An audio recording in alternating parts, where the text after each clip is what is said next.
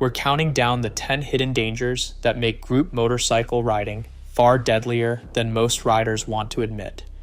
From the formation everyone swears by, to split-second failures that can turn one mistake into a disaster. Each entry in this countdown exposes another layer of risk hiding behind the fun and camaraderie. We'll reveal the communication flaws, the ego traps, the legal nightmares, and the physics at play when you ride in a pack, ending with the single rule that could save your life. And it all starts by dismantling the number one myth riders cling to for false comfort. Here's number 10.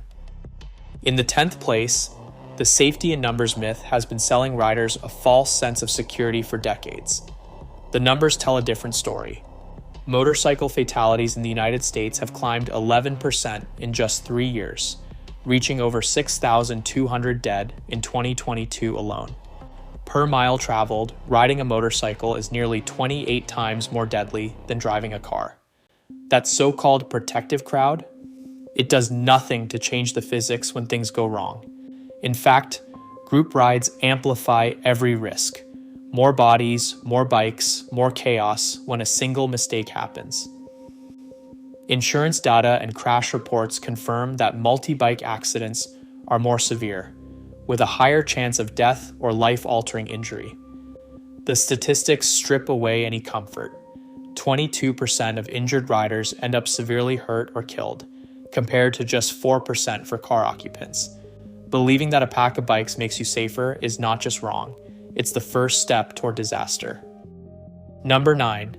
The Staggered Formation Lie has been sold as gospel in every group riding handbook and club meetup. The theory sounds solid. Riders alternate left and right wheel tracks, maintaining a supposed 2-second gap from the bike directly ahead sat in their lane. But watch how it plays out in reality. Most groups bunch up tight, with less than a second between bikes, especially in the middle of the pack. That means your escape route is gone before you even know you need it. The leader might see a pothole and swerve, but by the time it's your turn, 3rd, 4th, or 5th in line, you're boxed in, your view blocked by a wall of bikes and chrome. You can't brake hard without risking a pileup, and swerving means colliding with the rider next to you. Accident reports and crash reconstructions tell the same story. The staggered line turns a simple road hazard into a chain reaction disaster, especially for less experienced riders stuck at the back. The geometry of this formation, with its blind spots and false sense of security, is a setup for disaster. Official guidelines call for a 2-second gap in the same track, but in practice, discipline breaks down and the risk multiplies. That's not just bad luck, it's built into the system.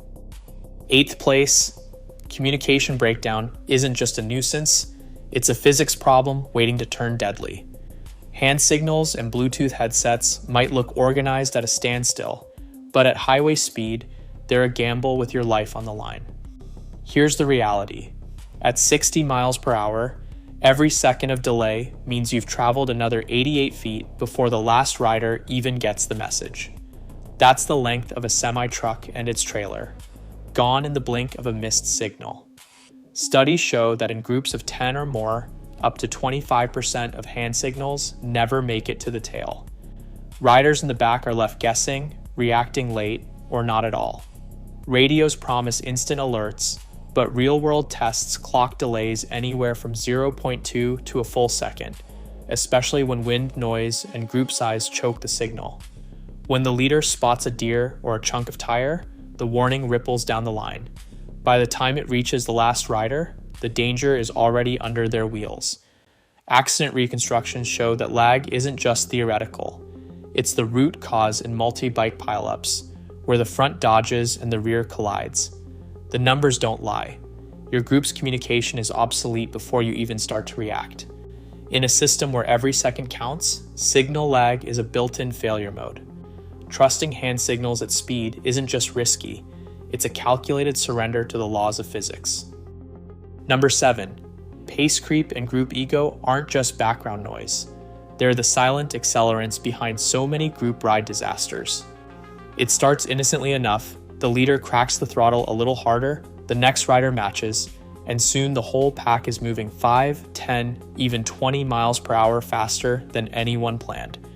Nobody wants to be the one who drops back, so the pace keeps inching up, fueled by pride and the unspoken fear of looking weak.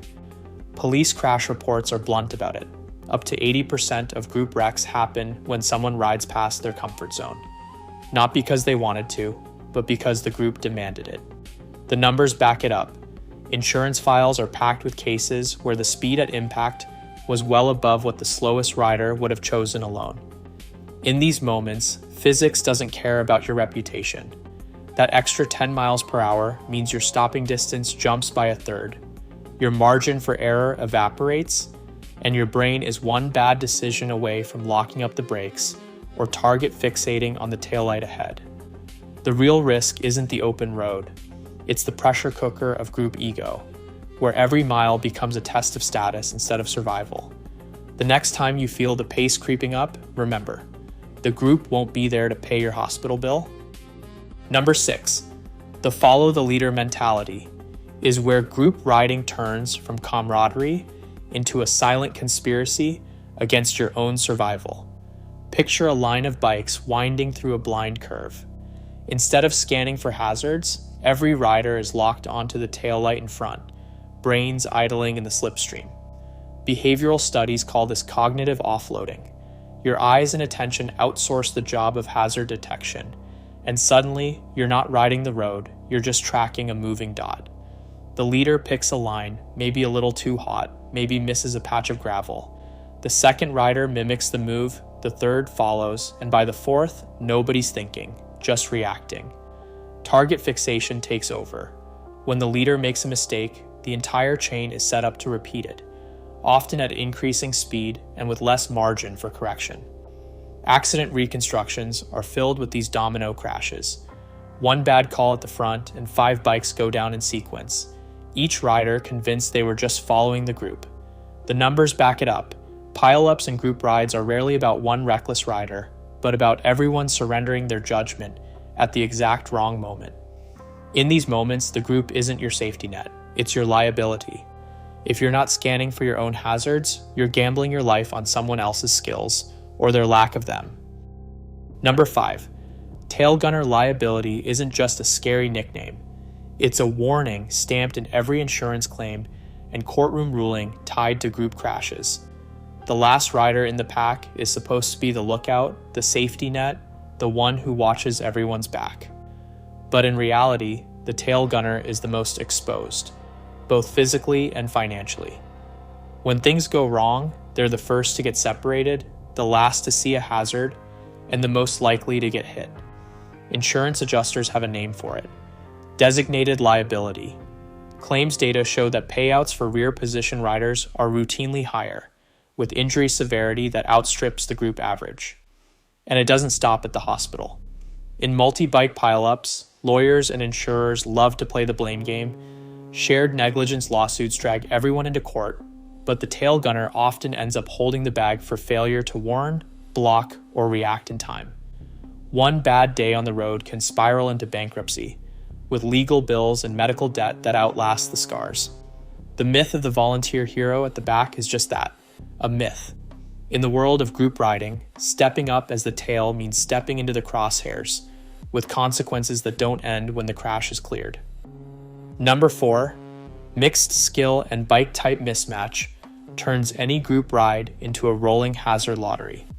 Picture a pack where a lightweight sport bike sits 2 spots ahead of a 900-pound cruiser, and somewhere in the middle, a nervous new rider tries to keep up. The physics don't care about your group pride. Those differences are a recipe for chaos. In an emergency stop, a heavy cruiser might need nearly 190 feet to come to a halt from highway speed, while a sport bike can do it in 120.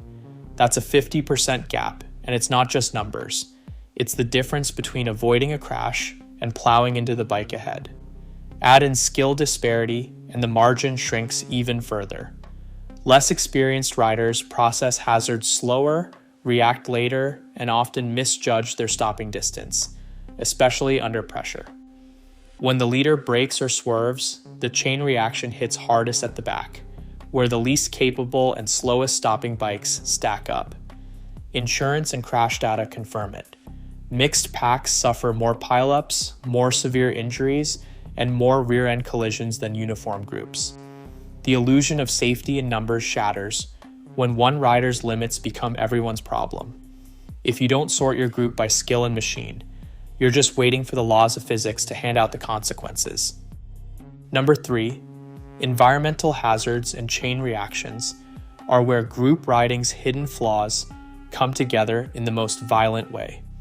Picture the classic deer in the road scenario on a back highway. The leader spots the animal and swerves, maybe gets away clean. The next two riders see the panic and react, but by the time it reaches the middle of the pack, it's chaos. Eyes are locked on taillights, not the road ahead. There's no time to process, no space to escape, just a wall of bikes and adrenaline. Paramedic reports from multi-bike pileups tell the same story over and over. The midline riders take the worst of it. They're boxed in with nowhere to go, hit from behind, sideswiped, or thrown into the ditch. In one Texas incident, the 4th and 5th bikes both collided with the deer, then were struck by the 6th and 7th bikes trying to brake. The most severe injuries, the ones that fill trauma wards, almost always come from these chain reactions. It's not just wildlife either. A tire carcass, a chunk of metal, even a sudden stop in traffic. When one rider fails to clear the hazard, the rest are set up for disaster.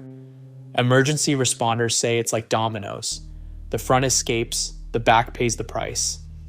In group riding, a single environmental hazard doesn't just threaten one person. It amplifies through the line, multiplying the damage and the body count. That's the real math behind the group ride fantasy. 1 deer, 1 second, and 5 lives changed forever. Number 2, pre-ride protocol failure is where group riding reveals its weakest link. Skip the 5-minute briefing and you're gambling with every mile. The best data from advanced riding schools and insurance audits is blunt. Groups that take the time for a structured pre-ride talk see fewer pileups, fewer missed turns, and fewer emergency room visits. It's not rocket science. Assign roles, hand out route sheets, agree on a code for emergency stops. Make sure every rider knows who leads, who sweeps, and what to do if someone goes down or gets separated.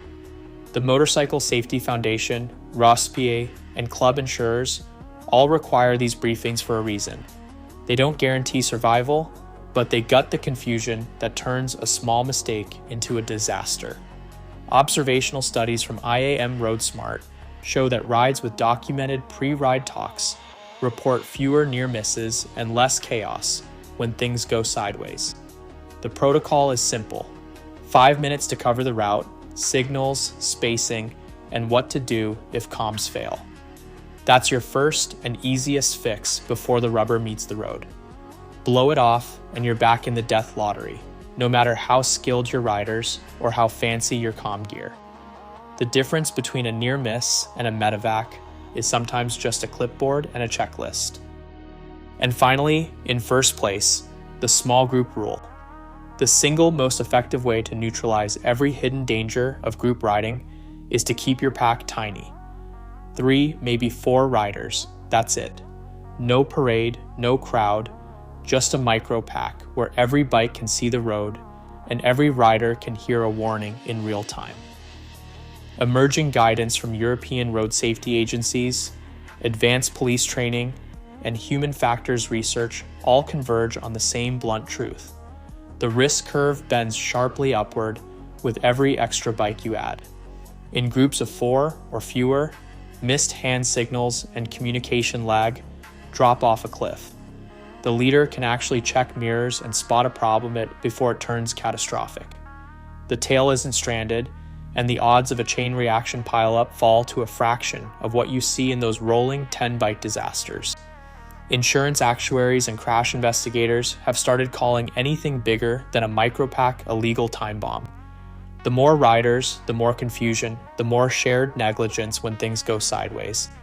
In Sweden and the UK, advanced rider schools now break big groups into units of 3 or 4 for every road segment, citing far fewer missed cues, cleaner formation changes, and a near elimination of the classic mid-pack pileup.